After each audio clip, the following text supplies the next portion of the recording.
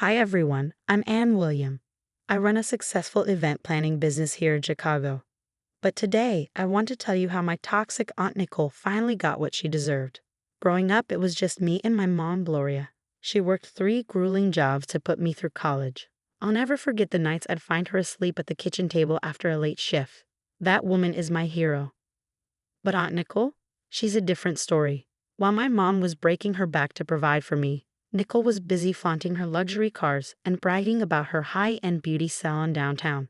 At family gatherings, she'd give my mom these fake sympathetic looks and say things like, "I just don't understand why Gloria doesn't try harder. There are so many opportunities if you know the right people." Her daughters, Celine and Elisa, were just like her, spoiled, entitled, and always looking down on everyone. Last Thanksgiving, I overheard them mocking my mom's modest apartment. "Can you believe they don't even have a pool? How do they live?" they sneered. But despite them, things were going great for me. My event planning business was booming, thanks in part to my incredible assistant, Ramon. I'd just gotten engaged to James, a brilliant corporate lawyer who saw right through my aunt's facade. "She gives me weird vibes," James said after one family dinner. He wasn't wrong.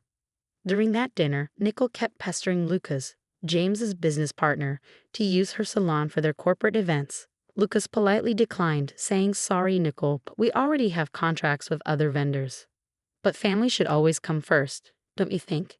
she cooed, batting her lashes. Lucas wasn't buying it. Meanwhile, my mom pulled me aside one evening. "Honey, be careful. Your aunt's been asking a lot of questions about your client list." "Why would she care about my clients?" I asked, confused. "Because that's what Nicole does," my mom said grimly. "She finds ways to use people and then tosses them aside." Ramon noticed it too. "Boss, your aunt's been calling the office, trying to get info on our high-end clients." "Block her number," I said, thinking that would solve the problem. But I had no idea it was just the beginning. Nicole had a way of turning every family gathering into her personal networking event. She cornered my friends, clients, anyone she thought could benefit her. "You must let me do your hair for the wedding," she insisted to my bridesmaids. Family discount, of course. Looking back, I should have seen the signs. She was collecting information, making connections, and setting traps. But I was too busy planning my dream wedding with James and enjoying my business's success. That's exactly what she was counting on, me being too distracted to notice. The wedding ceremony was magical. James and I exchanged vows under a flawless blue sky, surrounded by roses and twinkling lights. Even Aunt Nicole managed to behave, though I caught her whispering to Celine about how her own wedding would be much grander. Everything changed at the reception. I was mingling with guests when I heard Celine's sharp voice cut through the crowd. "Mom, we've been waiting forever. No one's even taken our drink orders." I walked over to see what was wrong, and that's when Nicole pounced. "Anne, darling, your servers are completely ignoring my girls. They've been sitting here parched for 20 minutes, she said dramatically. "The servers are following a set pattern to ensure all guests are served efficiently," I replied calmly. "Nonsense. They're family. You should serve them yourself. I've always taught my girls that family comes first. Remember when I did your graduation photos for free?" "For free?" I shot back. "You charged me double your regular rate." Before I could say more, my mom stepped in, her voice cutting through the chaos like a blade. "Enough, Nicole. I've watched you exploit this family for years. You charge Anne premium rates for those photos while bragging about your family discount.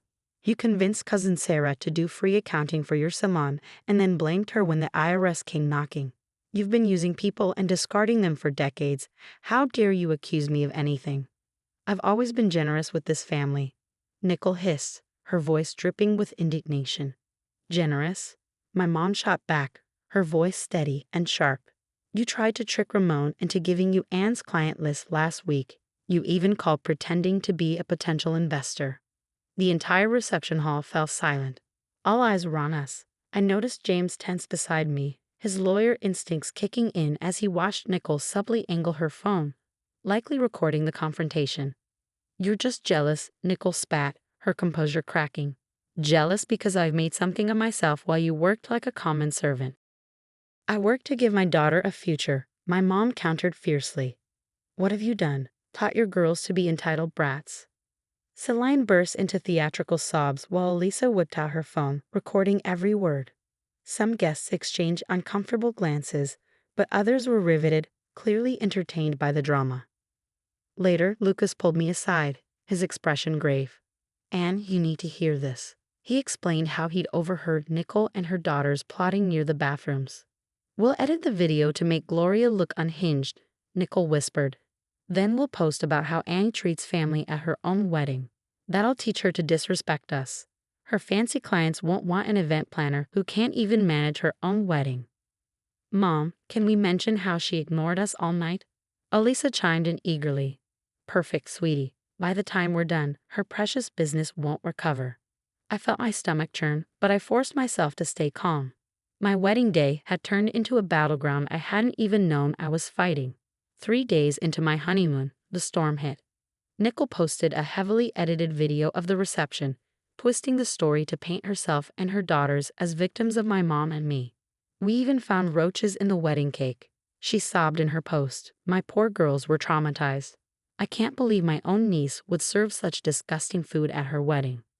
The comments exploded. My phone buzzed relentlessly with notifications. "Just got a call from the Hendersons," Ramon said, his voice tight. "They're reconsidering their daughter's Sweet 16 booking after seeing the video." Mrs. Patterson, another major client, also called. "She's worried about the country club charity gala next month," Ramon added grimly. James was furious. "Look at these posts from your cousins," he said, scrolling through his phone. "They're telling everyone at Brighton Prep that you serve expired food at corporate events." My inbox was filled with cancellations. I felt like my world was crumbling. Then my mom called, her voice trembling with emotion. "Anne, I just found out why I didn't get that job at Morrison Corp last year." Nicole told her salon client Susan, the HR director, that I had a drinking problem. The hits kept coming. Lucas stormed into our office, waving his phone. "You won't believe this." I looked into Nicole's salon finances and something's seriously off. She's been filing fraudulent insurance claims for non-existent flood damage. There's a clear pattern. Every 6 months, another accident. Ramon chimed in with his own discovery. "Boss, remember how Crystal Events was tanked by bad reviews last year? I traced the IP addresses of those reviews. They lead back to Celine and Elisa's phones. Your aunt's been systematically sabotaging other event planners." James spread out documents on the dining table. "It's bigger than that. Nicole's been blackballing your mom for years. She uses her network of salon clients to spread rumors and ruin opportunities. It's how she kept Gloria from landing management positions." The puzzle pieces finally clicked into place. Nicole had spent years using manipulation and deceit to maintain her facade of success. But in trying to destroy me, she had overplayed her hand. Lucas filed an anonymous tip with the insurance investigators. Within weeks, 2 men in suits were poring over Nicole's salon records. "Have you seen this, Mrs. William?" one asked, holding up a document.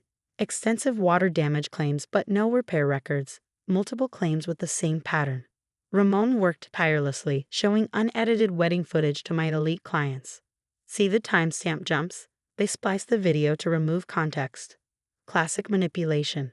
The investigation into Nicole's salon spread like wildfire. Former employees came forward.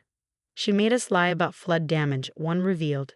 "Said we'd lose our jobs if we didn't back her up." Brighton Prep's administration discovered Celine and Elisa's cyberbullying activities. The principal was livid. "They use school computers to post fake reviews. This is grounds for immediate suspension." My cousins lost their positions on the student council and cheerleading squad. Their carefully crafted social status crumbled overnight. But Celine and Elisa's feeble excuses didn't hold up for long. But Mom said it was okay. We were protecting the family business, Celine whined when confronted about their actions. The real breakthrough came when Nicole's former victims started finding their voices. Salon competitors, ex-employees, and even family members began to share their stories. She blacklisted my catering business because I wouldn't give her free services. She spread rumors that got me fired after I opened a competing salon. She guilted me into offering free accounting, then blamed me when the IRS got involved. As their stories spread, the house of cards Nicole had built began to collapse. Meanwhile, my mom finally got the break she deserved. Morrison Corp's CEO personally reached out to apologize. "We've learned about Miss Nicole's interference. Your qualifications speak for themselves, Gloria, he said, offering her a senior position. Nicole's salon was shut down pending investigation, and the insurance company demanded every cent of the fraudulent claims back. Please, Anne, you have to help me. I'm your aunt.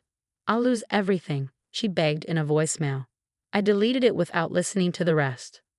That same day, I signed the lease for my company's new downtown office. Moments later, Ramon burst into my office, grinning. Nicole's salon just filed for bankruptcy, and guess what? Brighton Prep wants us to handle their graduation ceremony. The family members who had stayed silent at my wedding suddenly found their voices, too. We always knew Nicole was toxic.